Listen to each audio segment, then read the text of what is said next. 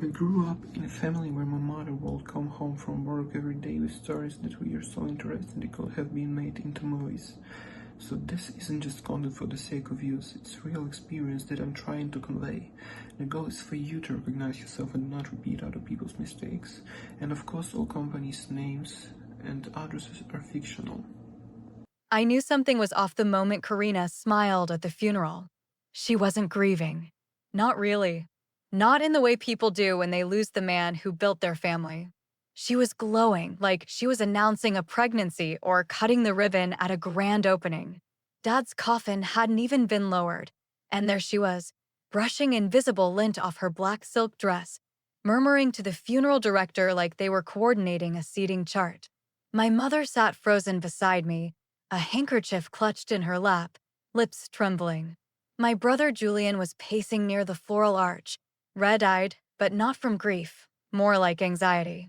And me? I just watched. 12 years I'd worked behind the scenes at Bexley Mineral Holdings. 12 years of triple-checking filings, tracking share distributions, sitting through trust revisions at Dad's request. No one noticed. Not Julian, not Karina.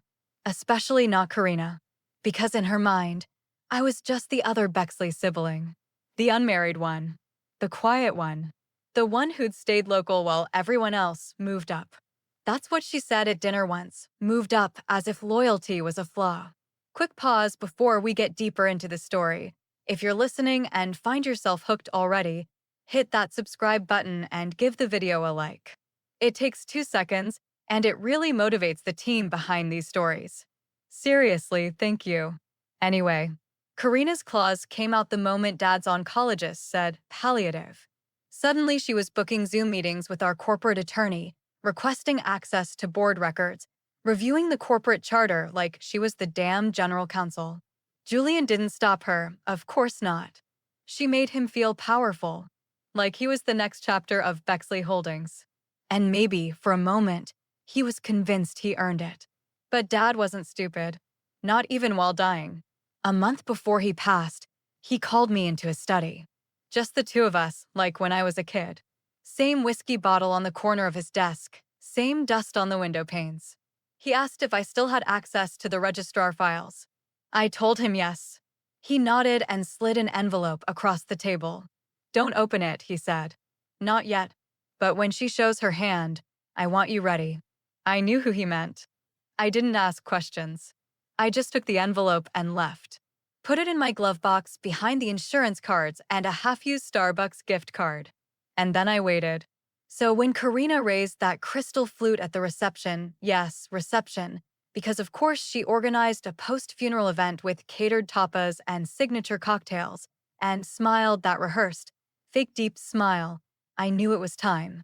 She tapped the microphone with manicured nails and said, "Thank you all for coming to honor a great man, a visionary."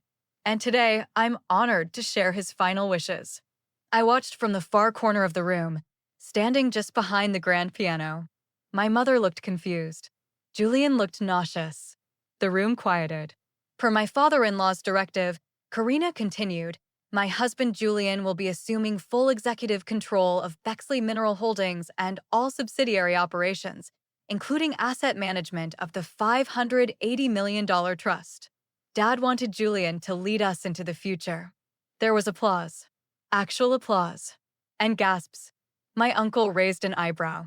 The CFO's wife clutched her pearls. Even a local reporter standing near the exit typed something into her phone. I didn't flinch. Because I had the envelope. Because I'd seen the original trust. Because I'd filed the 2022 codicil myself and had the county clerk's time-stamped receipt to prove it. Because what Karina had just done, what she thought was her victory lap, was the exact thing that Clause 17.3 was designed to catch. She thought she'd won. And I knew then, while the champagne flowed and the vultures circled, that the last move still belonged to me. The room froze, but Karina kept smiling, like she'd just announced the gender of her baby or secured her place on the Forbes list. My cousin dropped his champagne flute. The clink echoed against the marble floor like a gavel. Aunt Doreen's hand shot up to her chest. And Julian? He looked like a man who had just been knighted. Nodded stiffly, like he was overwhelmed with honor. Karina reached for his hand and gave it a quick squeeze, then turned back to the crowd like it was a gala. She really thought she nailed it. What got me wasn't the announcement, it was the confidence. The way she pulled it off like she was unveiling a brand redesign. She even said it with that fake humility she uses in boardrooms, all breathy like she's just barely holding in tears. Dad's final wishes. As if she was the appointed messenger of a dying king. Never mind that she hadn't been in the hospital room during his final week. Never mind that she got his birthday wrong in the family tribute video. Never mind that she referred to his favorite fly rod as his golf stick at the wake. People clapped. I watched their faces. Some were confused, some relieved, some opportunistic. The vultures always show up when money is mentioned. You'd think death would dampen it. But if anything, it accelerates the greed. Even my mother turned her head toward me, eyebrows raised, mouth slightly open like she wasn't sure if she missed something or misheard. I gave her a barely perceptible shake of my head. No, this wasn't real. This wasn't official. Because I'd seen the official. I'd held the documents. I'd been the one to refile the trust structure after the 2018 acquisition of Halley Sand and Gravel. I was the one Dad called when the lawyers tried to sneak in a joint tenancy clause that would have diluted our voting power. I was the one who added Clause 17.3 after Dad said, and I quote, "If that woman so much as tries to host a press conference before my ashes are cold, I want her locked out so fast she chokes on the air." He wasn't cruel. He was just exhausted. Exhausted by watching her rehearse sincerity and treat the company like a stepping stone. He once told me Karina had the instincts of a hawk and the loyalty of a hyena. But Julian? Julian saw a goddess. A woman who made him feel less like the soft air he was and more like a legacy. There was a pause in the room. A tension, like everyone was waiting for a second announcement, while reading a slideshow. But Karina just smiled, lifted her glass again, and said, "To the future of Bexley." I raised my own glass too, but didn't drink. She'd spoken too soon. That was her mistake. Her need for the spotlight, for optics, for control, it blinded her. If she'd waited, if she'd held her tongue until the board voted, until the transfers were complete, until the ink dried, maybe she could have pulled it off. But by jumping the gun, she triggered the one clause she never knew existed. And I wasn't going to warn her. Let her celebrate. Let her upload that speech to LinkedIn with the caption, "Honored to help lead Bexley's next chapter." Let the headlines roll. Let the fake congratulatory texts pour in. Because tomorrow morning, I was meeting with the estate executor. And Karina's party would be over. I sat in the parking lot for a full minute before opening the glove box. The hum of post-funeral traffic echoed faintly in the distance. Valet carts moving, heels on asphalt, the clink of glass trays being packed up from Karina's reception. A whole orchestra of closure for a man who hadn't even been gone a week. I stared at the small yellow envelope resting beneath, my expired vehicle registration, and a pack of gum I'd meant to throw out 6 months ago. My hands didn't shake as I pulled it out. I'd been waiting for this moment. Almost hoping for it. The codicil was short, just 2 pages. Dad's handwriting neat but forceful. The ink pressure alone made it feel like a verdict. Notarized. Stamped. Filed with the county clerk under a private docket number only he and I knew. I kept the receipt in my purse. One of the few things I carried with me every day, like a quiet insurance policy against exactly the kind of move Karina had just made. It was simple. The main clause reaffirmed Dad's intention that Bexley's controlling interest, specifically the 51% voting block held in the trust, would not pass by bloodline or default. It would pass by judgment. And the judgment wasn't his alone. It was built into behavior. One condition: verification of intent. It sounded vague, corporate, even gentle, but I knew what it meant. I helped draft the language with our firm's estate attorney after Dad's second round of chemo. He was tired, clear-eyed, and for once, unfiltered. "She's going to think she's outmaneuvered everyone," he said, sipping whiskey from the same glass he'd used since the 80s. "She'll call it modernizing. But really, she just wants control before anyone can stop her." So we built a clause no one could dodge. Not with charm. Not with applause. If any individual presumed control of the company or its assets before board ratification, verbally, publicly, or through written declaration, it would automatically trigger a 90-day hold on all transfers. During that period, the voting trustee could assume interim control. The trustee, per the document, was me. Julian was mentioned, but only once and only as non-voting beneficiary. Karina wasn't mentioned at all. I stared at the sentence again and again. In the event of unauthorized preemption of company control, the designated trustee, Rebecca Elaine Bexley, shall assume full administrative and voting authority pending review and reinstatement or reassignment. She had no idea what she'd triggered with that mic grab. She thought it was a coronation. What she didn't know, what Julian didn't know, was that Dad hadn't left the crown in the open. He'd buried it under procedural landmines. And she'd stepped on one in stilettos. I slid the envelope back inside a new folder labeled Estate, Enforcement, and clipped it shut. Locked it in the center console. Tomorrow, I'd be walking into Judge Fairbank's office, not as a grieving daughter, not as a background sibling, but as the appointed trustee of a $500 million empire. And Karina? She'd be waking up to a calendar full of board meetings she no longer had the right to attend. Clause 17.3 wasn't flashy. It wasn't bolded or underlined or nestled in some ceremonial paragraph dripping with legacy language. It was buried in Appendix D, Section 6, halfway down a page most people would have skimmed. Legal language so dry it could put an insomniac in a coma. But Dad knew where to hide things. That was his genius. He never announced his moves. He just left them like snares under fallen leaves. And Karina? She sprinted straight into one in front of 200 people and a live-streamed reception feed.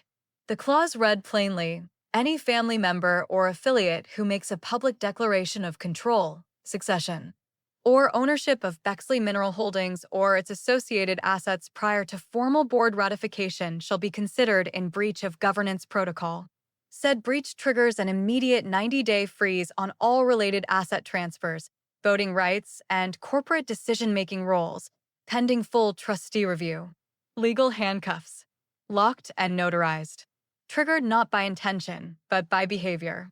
Karina's speech, word for word, checked every box. She hadn't just violated decorum, she violated policy. That cheap little toast with the flute and the smile? It was an accidental confession. And the second she said full control, I didn't hear applause, I heard the snap of a mousetrap. Precise. Instant. Final. She thought she was staging a performance. What she was actually doing was entering herself as Exhibit A in her own disqualification. I remembered the day Dad added it. We were in the study, his 4-bag hanging from a makeshift coat hook while the estate attorney flipped through drafts. He looked tired, sunken-eyed but sharp, like a man who'd stopped pretending to have time for bullshit. He watched Karina through the glass doors that led to the back garden. She was outside, on the phone, pacing in her morning chic black-on-black ensemble, already talking to someone about a succession plan before the man even finished his treatment cycle. I want her to bury herself, he said. Don't block her. Just build the hole. If she's who I think she is, she'll jump in on her own. I asked him if he was sure. He nodded. She wants applause more than control. And that'll be her undoing. At the time, it sounded paranoid. But he wasn't wrong. Clause 17.3 was his insurance against flattery, ambition, and performance. And more importantly, it wasn't discretionary.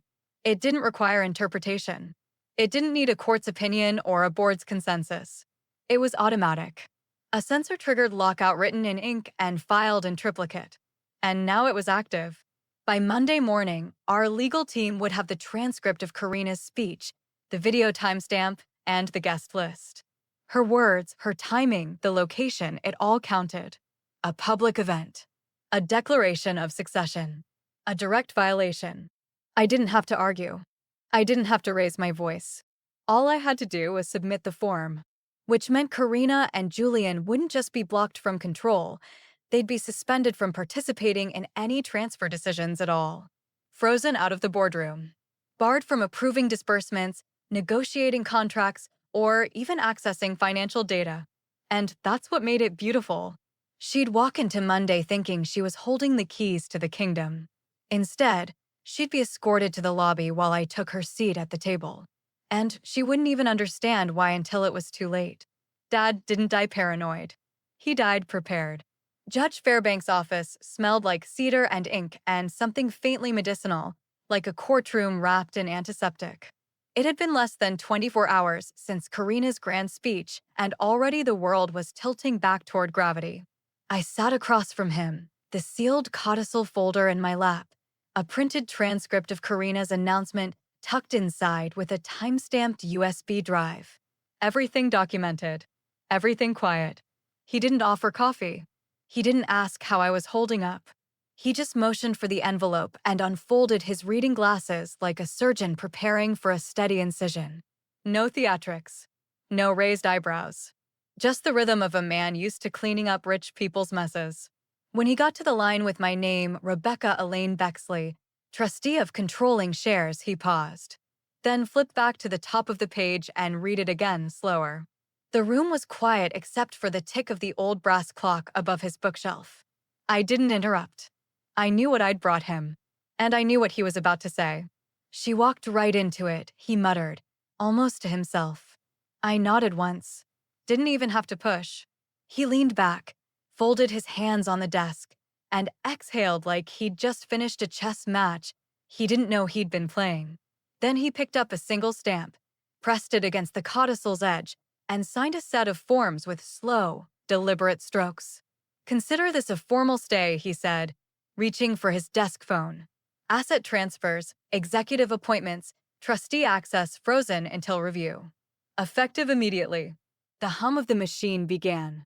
I watched as the gears turned, paperwork slid into the scanner tray, an aide entered with a docket log, and 3 carbon copies of the freeze order were prepared in less than 10 minutes. Just like that, Karina's kingdom became a paper illusion. There was something almost eerie about how quietly it happened. No fireworks. No shouting. Just a judge in a brown suit, signing a few lines that turned a $500 million inheritance into a suspended animation pod. Her name was on nothing. Julian's title meant nothing. And if they tried to push forward, they'd trigger a contempt hearing.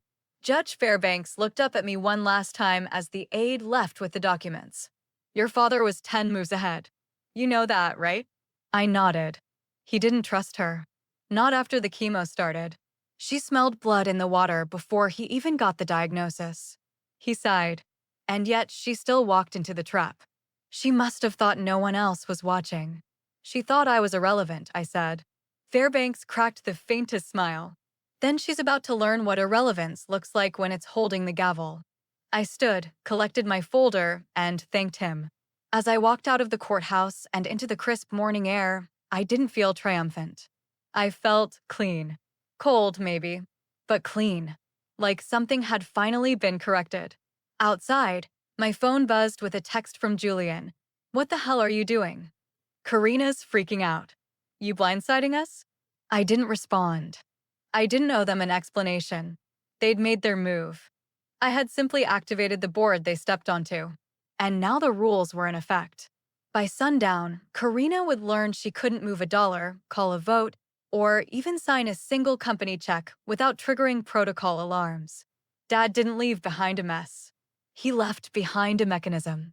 The freeze orders went through just after 2 p.m., right between the delivery of Karina's afternoon espresso and her second attempt to reschedule the Monday board meeting. I imagined the look on her face when she saw the rejection notice. Access to this account is temporarily suspended pending legal review. No explanation, no override, no back-channel favors. Just silence. And then the panic. She started calling board members one by one, assuming, stupidly, that her charm and influence would buy her a workaround. But every one of them said the same thing, defer to the executor. That was the phrase Judge Fairbanks had put in the memo, and they were clinging to it like a shield. Even her favorite, Paul Renshaw, who once practically drooled over her at a charity auction, texted her, sorry, can't touch this. Legal hold. By 3, she was texting Julian in full caps. Julian, in turn, started texting me. What the hell is going on? Is this you? Why won't you answer? She's losing it, Becca. I didn't answer. Because that's when my phone lit up with a different kind of notification. One I hadn't seen in months. Secure Vault message. One new voicemail from Dad, recorded September 13th. I stared at it. For a second, I thought it was a glitch. Then I remembered. Dad had asked me to set up a legacy file in our firm's internal secure drive last fall. I'd assumed it was for tax documents or updated trustee forms, nothing more. He didn't explain what he recorded, just uploaded a few files, encrypted them under his personal key, and asked me to lock the release conditions. One of them? Activation of a stay order under Clause 17.3. I hit play. His voice filled the room. Hi there. If you're listening to this, someone jumped the gun. Pause.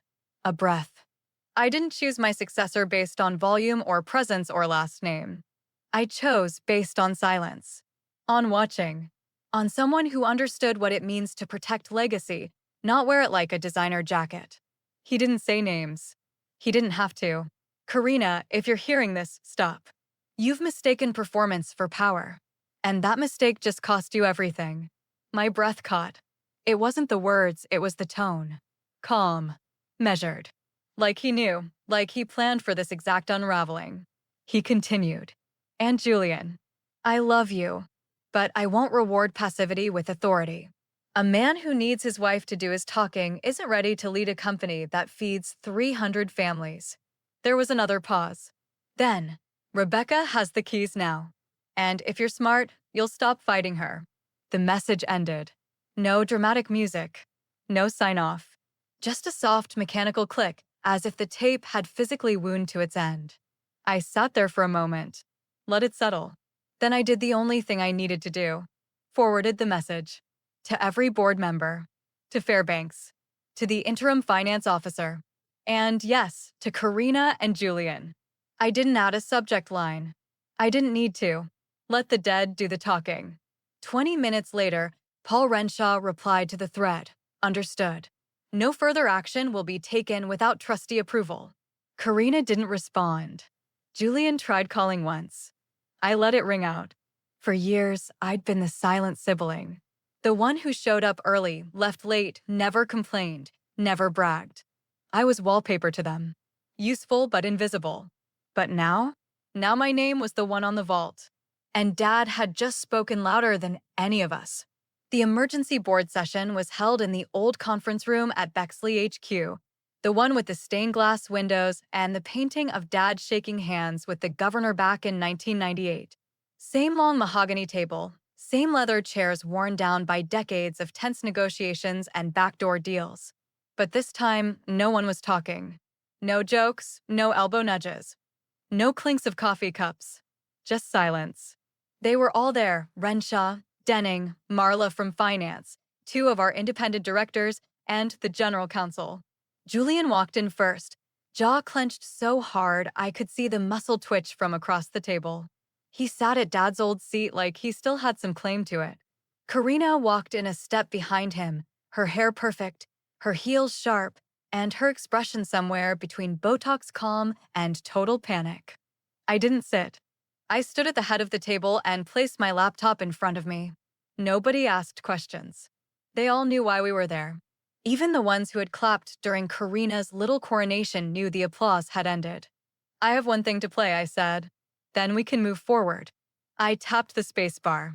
The audio file launched. Dad's voice came through the speakers like it had been recorded yesterday, clean, calm, undeniable. If you're hearing this, someone announced succession prematurely. That means they failed my final test. Julian's eyes flicked toward me. Karina didn't move. My controlling interest belongs, Dad continued, to the one who didn't need to grandstand. The one who understood timing. Legacy. Restraint. He paused just long enough to let the silence burn. You don't earn Bexley by claiming it. You earn it by protecting it when no one else is watching. Then a soft click. And the room was still. No one spoke. Not even the general counsel, who usually couldn't shut up about procedural order. Julian's face drained of color like a man realizing he'd brought a water pistol to a courtroom. Karina, always so articulate, so ready with a PowerPoint or a legal retort, stood there like a mannequin, mouth slightly open, eyes unblinking. Renshaw cleared his throat. Well, that seems definitive. The general counsel adjusted his glasses. It's an evidentiary statement, pre-authorized under the trust and governance protocols. Combined with the codicil and clause 17.3, there's no ambiguity here. Denning added, the chairman himself defined the succession parameters. No board override necessary. I didn't gloat. I didn't smirk. I just sat down, finally, and opened my folder. Effective immediately, I said, voting control is transferred to the trustee. Me. Interim executive actions will be overseen by the existing operations team. Julian may retain his current title until further review, but no authority beyond it. Financial decisions, access approvals, and strategic planning will route through me. Karina looked like she might say something. She opened her mouth, inhaled, then stopped. Because what could she say? It wasn't just me saying it. It was Dad, in his own voice, in his own words, delivered to the board he'd handpicked. She couldn't fight it. She couldn't outmaneuver it. She couldn't PR spin her way past a dead man's voice. Julian shifted in his seat, looking everywhere but at me. I almost felt bad for him. Almost. But then I remembered the look on his face when she made that announcement, how proud he looked. How certain. He let her speak for him. And Dad had made his position very clear. The meeting ended without a vote. There was nothing left to debate. The board stood, one by one, and gave me small nods. A few even shook my hand. Julian stayed seated, staring at the table like it might offer him a different reality. Karina followed me with her eyes the whole way out, but didn't say a word. The illusion had shattered, and the voice that broke it was the one they never thought would matter again. They updated the official register by noon the next day. It was almost anticlimactic, the way something so massive, so tied to decades of sweat, litigation, and bloodline could shift with just a few keystrokes and an emailed scan from the estate office. But there it was. Bexley Mineral Holdings, Board of Trustees. Primary voting authority, Rebecca Elaine Bexley. My name, in black ink. Centered. No asterisk. No interim. No pending confirmation. Just final. Julian's name appeared further down the page, beneath a new header, Operational Liaison, Non-voting, Board Monitored. Karina wasn't listed at all. Not as an advisor, not as counsel. Not even as +1 to the houseplant. The discretionary fund, the same $580 million Karina had bragged about like it was a prop on her estate tour, had already been rerouted into a trust-managed entity with its own firewall, disbursement schedule, and external oversight. She'd never touch it. Not a cent. Not a whisper of control. The trustee approvals would come through me, and me alone. Of course, she tried. She called Marla in finance and demanded a ledger audit. Marla told her she needed to take it up with the trustee. She called one of the board members, Denning, and asked if the announcement could be walked back for optics. He laughed. Actually laughed. Told her, you can't unfire a gun after the bullets already landed. And the press? They didn't miss a beat. One of the local business outlets had been invited to the funeral reception, probably as part of Karina's little PR rollout. They ran with the story she fed them at first, Julian Bexley, to lead Bexley Holdings into a new era. But when the freeze hit and the estate correction was made public, they updated the headline. Inheritance isn't declared. It's earned quietly. The article laid it out clean. While Julian Bexley had been expected to take over following the death of Patriarch Gregory Bexley, a previously undisclosed codicil and pre-recorded succession directive shifted control to daughter Rebecca Elaine Bexley. The decision was final, ratified, and backed by both legal and board consensus. By the end of the week, 3 more publications followed up with the same quote as their header. I didn't give interviews. I didn't pose for a new photo. They had to dig up an old corporate profile headshot from 7 years ago, me in a navy blazer, looking slightly stunned under bad office lighting. I wasn't interested in fanfare. That was always Karina's disease, not mine. Let them speculate. Let them publish their little sidebars about the surprise heiress or the quiet shareholder. I didn't care, because I wasn't leading Bexley to be liked. I was leading it to protect what Dad built and what Karina had nearly turned into her own personal rebrand. The real victory wasn't just the ink on the ledger or the firewall on the funds. It was watching her realize she couldn't PR her way back inside. She'd posted about the succession announcement on LinkedIn that morning, honored to help usher in a new era at Bexley. A picture of her and Julian standing beside the casket, no less, captioned with a Bible verse and a quote about legacy. By evening, the post was gone, replaced with a passive-aggressive statement about shifting dynamics and stepping back to focus on family. Family. She used that word like it had ever meant anything to her beyond leverage. Let her. Let her post her curated grief and hashtagged wisdom. Let Julian play along, mumbling about temporary adjustments in meetings while the board stopped inviting him to strategy sessions altogether. Control wasn't something they lost. It was something they never really had. And now the world knew it. It was late. One of those restless nights when your body is still, but your mind paces circles around a memory. I was sitting in my home office, surrounded by manila folders and signed directives, a half-finished cup of tea going cold by the keyboard. I hadn't touched the funeral footage since the day of the reception, hadn't wanted to really. There was nothing more to prove, nothing more to verify. But something pulled at me. Maybe it was closure. Maybe it was curiosity. Or maybe it was just the kind of gravity that only silence leaves behind when everything else is settled. The video came from a mounted camera in the chapel, black and white, no audio, but with a raw file linked to a secondary feed. It had been installed for overflow guests, but no one really watched it. Just a rear corner angle with a wide view of the pulpit, the pews, the polished mahogany casket. I scrubbed to the moment I remembered too well, Karina standing near the altar, crystal flute in hand, smiling like a stage bride delivering her final vows. I watched her lips move, watched her tilt the glass upward. Watched Julian shift uncomfortably beside her as polite applause rippled through the chapel. In silence, it almost looked like a scene from a forgotten noir film, elegant, tragic, false. Then something happened. Just after the applause, as Karina turned slightly toward the crowd, there was the faintest flicker in the timestamp feed, 2 seconds of dropped frames, followed by a soft mechanical hum. Barely there. I leaned in, adjusted the volume, rewound. This time I watched the audiograph. There it was again. Hum. Then a soft click, then silence, and then, God help me, a laugh. Just one. Quiet. Ragged. Mechanical. But a laugh. I paused the video. Rewound. Listened again. It wasn't wind. It wasn't interference. It wasn't a glitch in the file. It was Dad. The old recorder he'd had rigged inside the casket, something he asked the funeral director to install under personal memento instructions, had activated right after Karina's speech. He told me about the recorder once, late one night during his second round of chemo, eyes glassy from the meds, but voice sharp as ever. She's going to perform, he'd said. She can't help it. And I want to be there when the curtain drops. I thought he meant it metaphorically. He meant it literally. The laugh wasn't long. It wasn't booming. But it was real. And it was his.